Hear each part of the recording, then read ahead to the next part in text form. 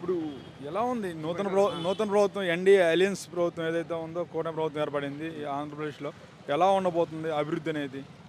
అభివృద్ధి ప్రభుత్వం స్టార్ట్ అయ్యి మినిమం 1 మంత్ కూడా కాదు ప్రమాణ స్వీకారం చేసి సీఎం గారు ప్రమాణ స్వీకారం చేసి హోమ్ మినిస్టర్గా మన పవన్ కళ్యాణ్ గారు ప్రమాణ స్వీకారం చేసి కూడా మీరు ఈ 2-3 రోజులకి ఇంత అడౌట్ చేసిన అంత అవసరం లేదు. వాళ్ళు ఏదో 5 సంవత్సరాల మీద రాష్ట్రం మొత్తం అధోగతి పాలైపోయింది. ఇప్పుడున్న పరిస్థితిలో కొంతగా టైం ఇస్తే రాష్ట్రాన్ని భవిష్యత్తులో ఎన్డీఏ కూటమితో కలిసి అన్ని విధాలుగా ఒక రంగమని కాదు అన్ని రంగాల్లో కూడా బాగా ముందు తీసుకెళ్ళే సమర్థవంతమైన నాయకుడు చంద్రబాబు గారు.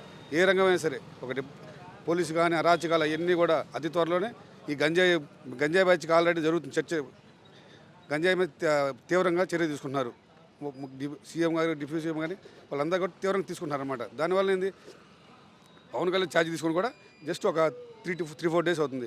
దానికి ఈ లోపలే వీళ్ళు ఆ రోజు ఒక పక్క వీళ్ళు ఒక పక్క మాట్లాడడం సార్ ఇప్పుడు అదే 32,000 మంది మిస్ అయ్యారు. మరి అది మిస్ అయితే నేషనల్ ఇష్యూ అవుతుంది కదా. మీరు ఒక కంప్లైంట్ అయినా నమోదైందా? మరి నువ్వు ఉప ముఖ్యమంత్రి స్థానంలో ఉన్నా కదా, తీసుకురావచ్చు తిరిగి 32,000 మందిని అంటున్నారు వాళ్ళు అంటూ ఉంటారు. టైం ఎంత ఉంది? జస్ట్ 10 రోజులు అయింది. దానికి కూడా మనం మీరు మీడియా వాళ్ళు కూడా వాళ్ళు ఏదో అన్నారు కదా దాని మీద మీరు ప్రతి వాళ్ళు ఇంటర్వ్యూ చేయడం కరెక్ట్ కాదుగా. ఎందుకంటే చాలా టైం ఉంది. తీస్తారు, అన్నీ బయట తీస్తారు. ఇప్పుడు చూసారుగా, మీరే చూస్తున్నారు. ఎక్కడ పార్టీ హౌస్ కట్టినా కూడా ఒక్కదానికి పర్మిషన్ లేదు. కొన్ని వేల కోట్లు ఖర్చు. సార్ అంటే ఉద్దేశపూర్వకంగానే కావాలని కూల్ చేస్తున్నారు వైఎస్ఆర్ కాంగ్రెస్ పార్టీ కార్యాలయాన్ని అంటున్నారు. ఉద్దేశపూర్వకం వాళ్ళ దగ్గర ఉంటే తీస్తారుగా, కాగితాలు డాక్యుమెంట్స్ ఉంటాయి కదా. మీకు పర్మిషన్ అప్లై చేస్తున్నారు, అప్లై చేసి అయిన ఉండాలి.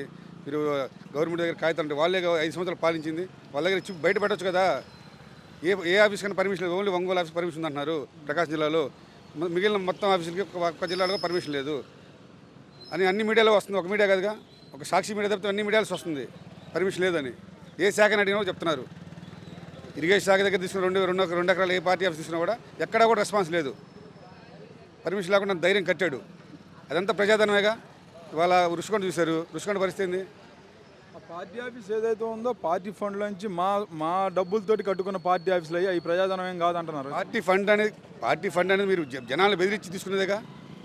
కాంట్రాక్టుల చేత ఇప్పుడు రాష్ట్రంలో ప్రతి ఒక్క వ్యక్తిని కాంట్రాక్ట్ని వ్యాపారవేత్తని బెదిరించి తీసుకోవడమేగా. మీకు పర్మిషన్ ఉన్నారు, ముందర పర్మిషన్ కావాలి కదా. డబ్బు మీద అంటున్నారు, పర్మిషన్ ఏది?